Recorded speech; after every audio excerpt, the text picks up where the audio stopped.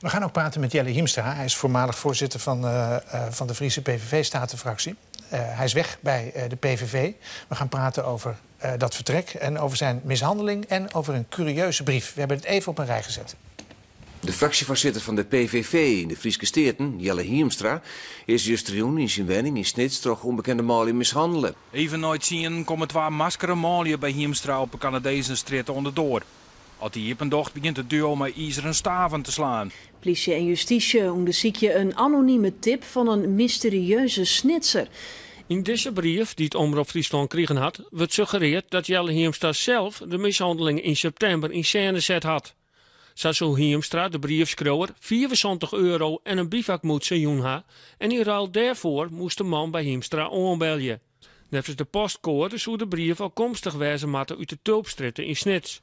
Daar kent likwijls net in de briefschrijver. De joerdijstige fractievoorzitter van de PVV, Otto van der Galien, kan hem net voorstellen dat Hiemstra zelf achter zijn mishandeling zit.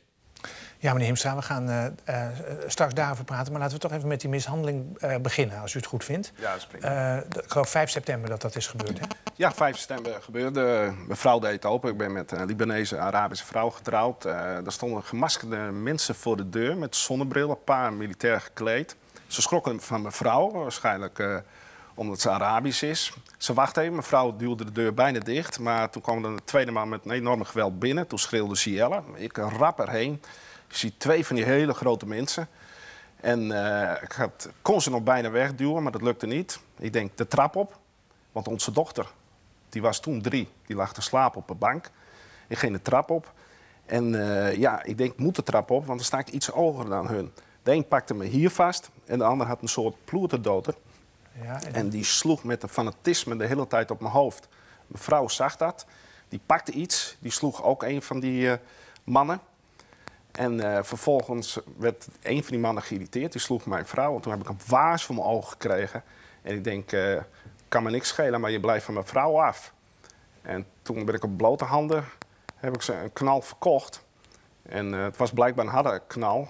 En daar is die man al verschrokken die mij continu sloeg. 25 pogingen ongeveer, want de politie heeft 12 inslagen geteld. 12 inslagen? Ja, op mijn schedel. Ja? En hier heb ik ook nog een litteken, dat kun je ook zien. En er staat ook afdrukken en alles, was allemaal bloedtechnische recherche is geweest. En alles. U bent in het ziekenhuis geweest ook? Nee, de ambulance is toen langs geweest. Omdat de punten waren, was het zeiden ze, dat kunnen we beter niet hechten. Want het zijn zulke kleine dingetjes, daar hebben er meer last van en plezier er dan van, om cynisch te zeggen. En vervolgens zijn ze heel rustig weggelopen. Niet als een idioot weggelopen, het leek er wel beroepsbijna. Nou, ik kan je garanderen, dat is een nachtmerrie-scenario. Ja. Vreest u voor uw leven eigenlijk? Ja, toen ik de trap op was, toen heb ik echt letterlijk gedacht, dit kon mijn laatste momenten wel zijn. Ja. En het fanatisme, toen was mij duidelijk, dit is een politieke aanslag. En deze mensen zijn nooit opgepakt? Ze zijn niet opgepakt, maar ik heb alle vertrouwen in het Openbaar Ministerie. Want u heeft een goed signalement kunnen geven? Ja, met bivakmutsen op en et cetera. Bivakmutsen op? Ja, een soort bivakmutsen. Ja, dat is niet, zoals in die brief stond, het is niet een echte bivakmuts, maar een soort bivakmuts. Ja, maar nou wordt het ingewikkeld. Is het een bivakmuts of een soort bivakmuts? Ja, een soort bivakmuts. Maar wat is het verschil tussen een bivakmuts en een soort bivakmuts? Nou, een bivakmuts, dan ben je helemaal hier. En een soort bivakmuts, dan is het hier nog een beetje zichtbaar. En ik kon wel iets zien, maar daar ga ik verder niks over zeggen, want dat is voor de onderzoek. Dan ga ik het onderzoek belangrijk. U heeft al een soort signalement doorgegeven aan de politie? Ja, wat ik kon zien. Hè. Want u zegt, dat was een politieke aanslag. Ja. Hoe bent u daar zo zeker van? Allereerst was geen poging tot inbraak, want dan hadden ze mijn vrouw gewoon ook aan de kant geduwd. En dan waren ze gewoon binnengelopen en hadden ze, nou goed, whatever meegenomen. Ja, maar er is nog wel iets tussen een inbraak en een politieke aanslag. Klopt, het zou ook persoonlijk kunnen zijn. Bijvoorbeeld. Maar dat geloof ik niet. Want zoveel vijanden heb ik niet. En voor de PV, even voor de duidelijkheid, had ik nooit iets. En bij de PV, het was niet de eerste keer. Hè. Op mijn werk ben ik ook lastiggevallen op het mannencollege. Er was een protestdemonstratie omdat ik zogenaamd discrimineer. Dat is een grote u bent docent economie daar, ja? Ja. En vervolgens is een posteractie geweest, een paar dagen voor de verkiezingen. Hebben ze op de deur geplakt. Dat ging al veel te ver. Toen heb ik ook aangifte gedaan.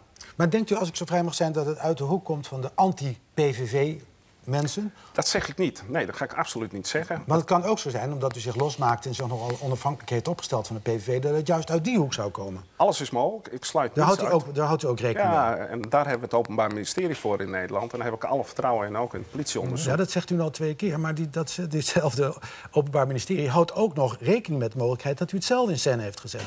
Tuurlijk houden ze rekening mee. Ik heb ook een rechtenstudie gedaan. En je mag nooit wat uitsluiten, dat begrijp ik wel. Maar de dingen liggen zo voor de hand dat ik denk en ik hoop dat ze morgen gearresteerd worden. Want dan ben ik van die nachtmerrie en mijn gezin af. Ja. Die nachtmerrie duurt nog voort. Nou, toen die brief weer kwam en Omroep Friesland belde, dan heb je gewoon flitsend in beeld weer dat die mensen weer voor je staan. Die brief is niet naar u zelf verstuurd, hè? Nee, ik heb die brief ook niet gezien. heeft hem wat ook erin niet stond. gezien? Alleen Omroep Friesland die heeft een bepaalde gedeelte aan me verteld wat erin stond. Nou, het is misselijkmakend dat iemand in feite, want even voor duidelijkheid, ik ben een nieuwe partij begonnen, de Friese Koers in Friesland. En dat is gewoon pure karakter. Wanneer bent u dat begonnen eigenlijk? Afgelopen weekend heb ik het bekendgemaakt. Dus in die zin heeft dat... of was het bij de PVV al bekend op 5 september dat u daar weg zou gaan? Nee, het was wel zo dat er strubbelingen waren. Dat laat ik duidelijk wezen. Ik heb een voorbehoud altijd over islamisering gehad. Want de islam is gewoon een godsdienstpunt. Ja, maar en dat heb ik altijd gezegd. Dat is een beetje raar natuurlijk. Dat kun je raar vinden. Maar ik heb tijdens het intakegesprek dat duidelijk gezegd. Voor de PVV gaat werken en dan zeggen van islamisering... daar was ik eigenlijk altijd... Geen problemen mee. Nou Jeroen, laat ik dit zeggen. Ik heb voor die 10.000 handen voor gekozen. Voor de PV. Ook voor die 130 kilometer trouwens. En ook voor de duidelijkheid ook even voor strengere straffen. En ook wel kritisch naar Europa kiezen. Daar ging ik voor in. En ik heb altijd gedacht, toen ik erheen ging, heb ik tegen mijn vrouw gezegd... ik zie wel in welke club ik terechtkom. Toen werd ik plotseling campagneleider. En toen hebben we ook echt een koers gevolgd als campagneleider. Niets over islamisering. Totaal geen ene woord gerept. Maar alleen op regionale, provinciale dingen. Maar zeiden ze toen niet vanuit Den Haag...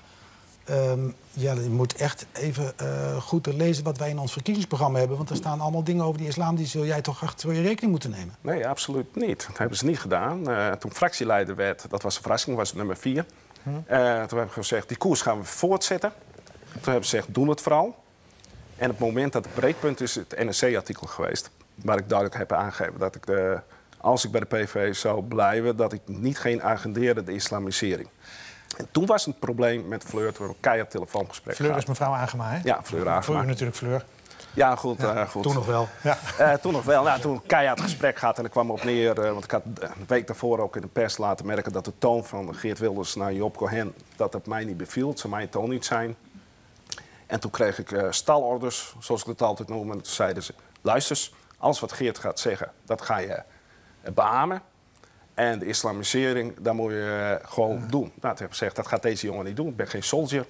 Ja, ik vind toch dat het klinkt als diefstal, wat u doet. Ja, nou, dat denk ik niet. Er zijn ook een hoop... Als je voor de PVV aan het werk gaat... dan weet je in ieder geval wel wat ongeveer de core business van de PVV is. En dat is de strijd tegen de islam. En dan kunt u niet daarna zeggen, ja, daar heb ik eigenlijk niks mee. Nou, ik heb een voorbehoud gehouden, dat wil ik nog wel duidelijk zeggen. En dat heb ik ook aangetoond als campagneleider. Ook duidelijk die lijn voort. En ook in de Staten, ik heb geen woord erover gerept. Dat zou ik ook nooit doen. Ik zou het ook niet over mijn lippen krijgen. En dat heb ik gedaan. Dat kunt u de collega's kun je dat controleren. En dat hebben ze ook gezegd in het NRC-artikel. Wanneer verwacht u van het Openbaar Ministerie of ze iets meer weten over de herkomst van die brief? Gisteren, dat hoopt u natuurlijk. Bent u al verhoord eigenlijk?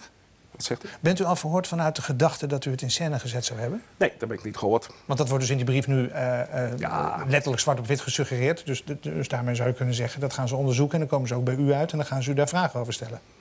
Ja, dat zou kunnen, maar ik denk niet dat ze doen. Want wat in die brief stond, dat ik bijvoorbeeld die bivakmuts heb gegeven... dan is men toch vergeten dat er ook nog een zonnebril was. Ja, goed. Maar goed, ik denk niet meer serieus. Ik denk niet dat ze het zo serieus gaan nemen.